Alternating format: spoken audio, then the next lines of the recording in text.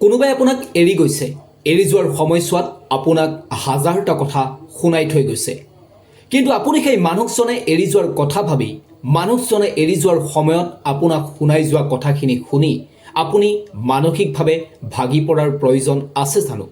আপুনি সেই বিশেষ মানুহজনৰ বাবে মানসিকভাৱে ভাগি পৰাটো কি দৰকাৰ? আপুনি মানসিকভাৱে ভাগি পৰি সেই মানুহজনকেই আকৌ এবাৰ সুযোগ দিয়া নাইনে আপোনাক আকৌ এবাৰ হাঁহিবলৈ?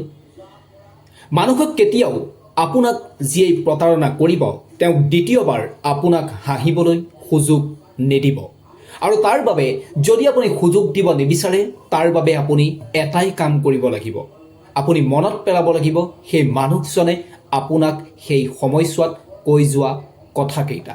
সেই মানুহজনে আপোনাক কিমান প্ৰতাৰণা কৰি এৰি থৈ গৈছে সেই কথাখিনি আপুনি মনত পেলাব লাগিব, আৰু মনত পেলাই সেই মানুহজনৰ বিৰুদ্ধে মানসিকভাৱে আপুনি এটা সুস্থ স্থিতিলৈ শীতল এখন যুদ্ধ কৰিব লাগিব।